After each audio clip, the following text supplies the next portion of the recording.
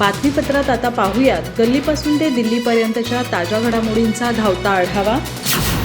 मनोज जरांगे पाटील यांच्या आमरण उपोषणाला पुन्हा एकदा सुरुवात झाली आहे। तत्पूर्वी माध्यमांशी बोलताना जरांगे यांनी पंतप्रधान नरेंद्र मोदी मराठा समाजाला आरक्षण देण्यासाठी गंभीर नसल्याचा आरोप केला।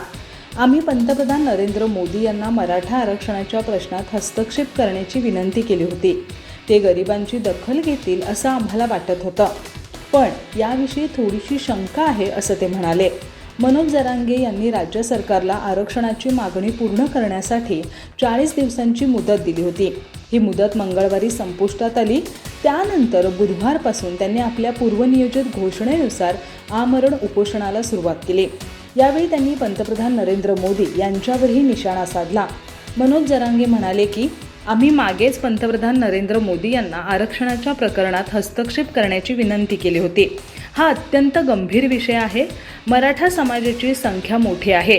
आम्हाला वाटायचं की मोदींना गोरगरिबांच्या प्रश्नांची जाणीव आहे, पण ते खरोखरच गरिबांची दखल घेतात का याविषयी थोडी शंका आहे।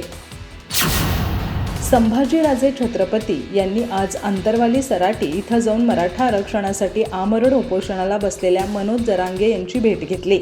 आरक्षणाच्या या लढाईत आम्ही तुमच्या सोबत आहोत असं म्हणत संभाजीराजे छत्रपतींनी आंदोलनाला आपला पाठिंबा असल्याचं जाहीर केलं। तसंच आमरण उपोषण करताना किमान पाणी तरी प्यावं अशी विनंतीही संभाजीराजे छत्रपतींनी मनोज जरांगे यांना केली। त्यावर राजेंनी सांगितलं म्हणून आजच्या दिवस पाणी पितो असं जरांगे म्हणाले। मनोज जरांगेशी चर्चा केल्यानंतर संभाजीराजे छत्रपतींनी माध्यमांशी संवाद साधला। संभाजीराजे छत्रपती म्हणाले, उपोषण काय असतं हे मी अनुभवलं आहे। मागे मी 4 दिवस उपोषण केलं होतं। त्या दरम्यान पाणी पिलं होतं, तरीही माझी काय अवस्था झाली होती हे मला माहीत आहे। माझा जन्म राजघराण्यात झालाय, तर मनोज जरांगे हा शेतकऱ्यांच्या घरात जन्मलेला रांगडा मुलगा आहे। असं असलं तरी मला त्याच्या तब्येतीची काळजी वाटते। त्यामुळे त्यांनी उपोषण करताना किमान पाणी प्यावं अशी माझी विनंती आहे। केंद्रीय मंत्री नारायण राणे यांचे पुत्र आणि रत्नागिरी सिंधुदुर्गचे माजी खासदार निलेश राणे यांनी सक्रिय राजकारणातून निवृत्त होण्याची घोषणा केली होती। त्यानंतर आज त्यांची रवींद्र चव्हाण यांनी भेट घेतली। त्यांच्या भेटीनंतर हे दोन्ही नेते उपमुख्यमंत्री देवेंद्र फडणवीस यांची भेट घेण्यासाठी फडणवीस यांच्या निवासस्थानी दाखल झाले होते। अखेर फडणवीस यांच्या मध्यस्थीनंतर निलेश राणे यांनी निवृत्तीचा निर्णय रद्द केला असल्याची माहिती रवींद्र चव्हाण यांनी माध्यमांना दिली। कार्यकर्त्यांची कामं होत नसल्यामुळं निलेश राणे नाराज होते, मात्र आता त्यांची नाराजी दूर करणार असल्याचं रवींद्र चव्हाण यांनी सांगितलंय। निलेश राणे यांनी दसऱ्याच्या दिवशी आपल्या निवृत्तीच्या निर्णयाची घोषणा केली होती। या निर्णयाचे सिंधुदुर्ग जिल्ह्यात पडसाद उमटले होते। निलेश राणे यांना भेटण्यासाठी कार्यकर्त्यांनी कणकवली इथं मोठी गर्दी केली होती। मुंबईवरूनही अनेक कार्यकर्ते कणकवलीच्या दिशेने निघाले होते।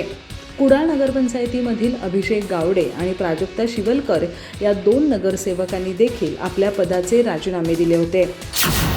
पंतप्रधान नरेंद्र मोदी उद्या महाराष्ट्र दौऱ्यावर येत आहेत। दुपारी 1च्या सुमारास पंतप्रधान अहमदनगर जिल्ह्यातील शिर्डी इथं पोहोचतील। तिथं ते श्री साईबाबा समाधी मंदिरात पूजा आणि दर्शन घेतील। या दरम्यान ते मंदिरातील नवीन दर्शन रांग संकुलाचं उद्घाटनही करणार आहेत। दुपारी 2 वाजता पंतप्रधान निळवंडे धरणाचं जलपूजन करतील आणि त्याच्या डाव्या काठाच्या कालव्याचं लोकार्पण करतील। या दिवशी पंतप्रधान नमो शेतकरी महासन्मान निधी योजना लॉन्च करतील, ज्याचा लाभ 86 लाखाहून अधिक शेतकरी लाभार्थ्यांना होणार आहे।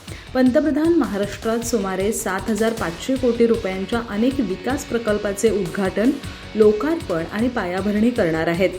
दुपारी 2:15च्या सुमारास पंतप्रधान शिर्डी इथं एका सार्वजनिक कार्यक्रमाला उपस्थित राहतील।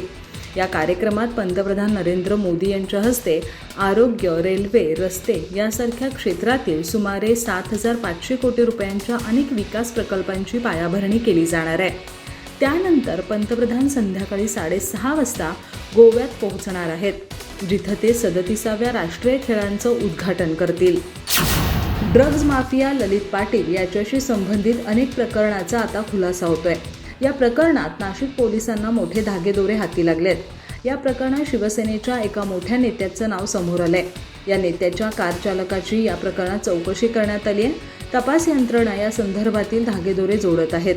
त्याचाच एक भाग म्हणून ललित पाटील यांच्या अपघातग्रस्त कारची दुरुस्ती करण्यासाठी या कार चालकाने मध्यस्थी केल्याची माहिती मिळाली होती. या माहितीच्या आधारे या कार चालकाचीही चौकशी करण्यात आली आहे. मात्र हा कार चालक सध्या एका मोठ्या नेत्याकडे कामाला आहे. त्यामुळे या प्रकरणात नेत्याची भूमिका देखील संशयात येण्याची शक्यता आहे. ललित पाटील हा तस्करीच्या धंद्यात उतरण्यापूर्वीपासून राजकारणात सक्रिय होता. शिवसेनेचे प्रमुख पद त्याच्याकडे होते. त्यामुळे अनेक मोठ्या नेत्यांशी त्याचे चांगले संबंध होते. त्याच्या अटकेनंतर नाशिक शहरातील राजकीय वातावरण चांगलंच ढवळून निघालं आहे. यात उद्धव ठाकरे गट आधी एकनाथ शिंदे गट एकमेकांच्या नेत्यांवर आरोप प्रत्यारोप करत होते. यातच आता शिवसेनेच्या मोठ्या नेत्यांच्या कार चालकाची चौकशी करण्यात आल्यानं या प्रकरणाकडे आता सर्वांचंच लक्ष वळलंय. भाजप प्रदेशाध्यक्ष चंद्रशेखर बावनकुळे यांनी शिवसेनेच्या ठाकरे गटाचे प्रमुख उद्धव ठाकरे यांच्यावर शेलक्या शब्दात निशाणा साधलाय. शरद पवार यांच्या रुग्णालयात गेल्यामुळं उद्धव ठाकरे यांना विस्मृतीचा आजार चढलाय. सध्या त्यांना मागचं काही आठवत नाही. त्यांचं दसरा मेळाव्यातील भाषण इंडिया आघाडीच्या प्रवक्त्यासारखं होतं असं ते म्हणाले. ठाकरे उदयनिधी स्टॉलिनवर का बोलत नाहीत असा सवालही त्यांनी यावेळी उपस्थित केला. भाजप प्रदेशाध्यक्ष चंद्रशेखर बावनकुळे म्हणाले की सध्या उद्धव ठाकरे यांच्याकडे कोणतेही मुद्दे नाही आहेत. त्यामुळे ते जनतेची दिशाभूल करतात. त्यांना लोकांना दिशा देता आली नाही हेच त्यांच्या भाषणातून अधोरेखित झालंय. ठाकरे 2.5 वर्ष मुख्यमंत्री होते. त्यांनी तेव्हा का विकास साधला नाही? त्यांच्याकडे विकासाचा एकही मुद्दा नाही आहे. राजकारणात दृष्टीहीन व्यक्ती असतो आणि त्याचा विकासाचा अजेंडा संपतो तेव्हा तो जनतेची दिशाभूल करण्याचं काम करतो. जनसंघ स्वातंत्र्य लढ्यात नव्हता आदी दावे त्यांनी केले. पण एवढे दिवस त्यांचा पक्ष आमच्यासोबत एकाच विचारधारेवर काम करत होता. उद्धव ठाकरे शरद पवारांच्या दवाखान्यात जाऊन बिघडलेत. त्यांना आता जुने काहीच आठवत नाहीत. त्यांना विस्मृतीचा आजार चढलाय असं चंद्रशेखर बावनकुळे म्हणाले. एकनाथ शिंदे यांचं संपूर्ण भाषण भाजपला मजबूत करण्यासाठी होतं अशी टीका उद्धव ठाकरे गटाचे नेते संजय राऊत यांनी केलाय. शिंदे यांच्या दसरा मेळाव्यात भाजपने भाड्याने लोक पाठवली होती असा आरोपही संजय राऊत यांनी केला. एकनाथ शिंदे यांचं संपूर्ण भाषण हे भाजपचे विचार होते. त्यांनी भाजपसाठीच हा मेळावा घेतला असल्याचा आरोप देखील संजय राऊत यांनी केलाय. आम्हाला न्यायालयाच्या निर्णयाची आवश्यकता नाही तर जनतेच्या दरबारात चला. खरी शिवसेना कोणाची याचा निर्णय आता जनतेच्या दरबारातच व्हायला हवा असा इशारा देखील खासदार संजय राऊत यांनी एकनाथ शिंदे यांना दिला. कालच्या दसऱ्या मेळाव्यात झालेल्या भाषणावरून संजय राऊत यांनी एकनाथ शिंदे यांच्यावर जोरदार हल्ला चढवला. ठाकरेंच्या दसरा मेळाव्याला शिमगा म्हणतात तर काय बिघडलं? शिमगा हा आमचा म्हणजेच हिंदूंचा सण आहे. संघ परिवाराने आता नवीन सण शोधून काढले आहेत का असा सवालही संजय राऊत यांनी उपस्थित केला. भाजपचे नेते गिरीश महाजन यांनी पंकजा यांच्या विधानावर भूमिका मांडली आहे. पंकजा मुंडे यांनी जे वक्तव्य केलं ते पक्षाच्या संदर्भात नसेल. मी नेमकं त्यांचं भाषण ऐकलं नाही. ऐकल्यानंतर काय ते बोलता येईल असं गिरीश महाजन यांनी म्हटलंय. त्यांनी आज मीडियाशी संवाद साधताना पंकजा मुंडेंच्या वक्तव्यावर प्रतिक्रिया दिली आहे. दरम्यान गिरीश महाजन पुढे बोलताना म्हणाले की संजय राऊत यांच्या डोक्याचा इलाज केला पाहिजे. यावर सर्वांचं एकमत झालंय. सरसंघ चालकांनी आमच्यासोबत यावं असं राऊत यांनी म्हणणं म्हणजे वेड्या माणसाने बरळण्यासारखं आहे. वाटेल तसं वाटेल ते बोलायचं. त्यामुळं या माणसाच्या डोक्याचा इलाज केला पाहिजे असं सर्वपक्षीय लोकांचं एकमत झालंय. गिरीश महाजन म्हणाले की एकनाथ खडसे हे महिनाभर रुग्णालयात होते. ते इलाज अपूर्ण सोडून आले आहेत. खडसे हे खूप घाण आणि असंसदीय भाषा बोलतायत. घरापर्यंत काहीही बोलतात. त्यांच्या एवढ्या चोऱ्या पकडल्या जात आहेत. मात्र त्याची काहीच लाज शिल्लक राहिलेली नाही.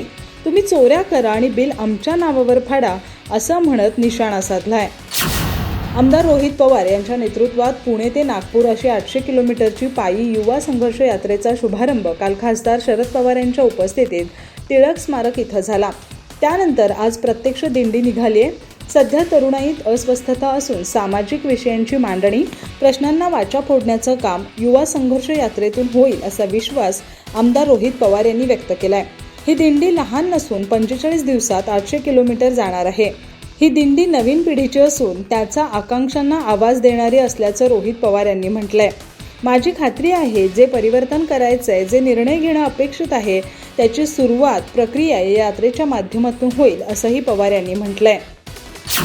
मराठी सिनेसृष्टीत स्वतःच्या सौंदर्यानं आणि अभिनयानं चाहत्यांच्या मनावर राज्य करणारी अभिनेत्री प्राजक्ता माळी आणि राजकारणातील चर्चित व्यक्तिमत्व म्हणजे केंद्रीय मंत्री नितीन गडकरी योगायोगाने या दोघांची भेट घडली।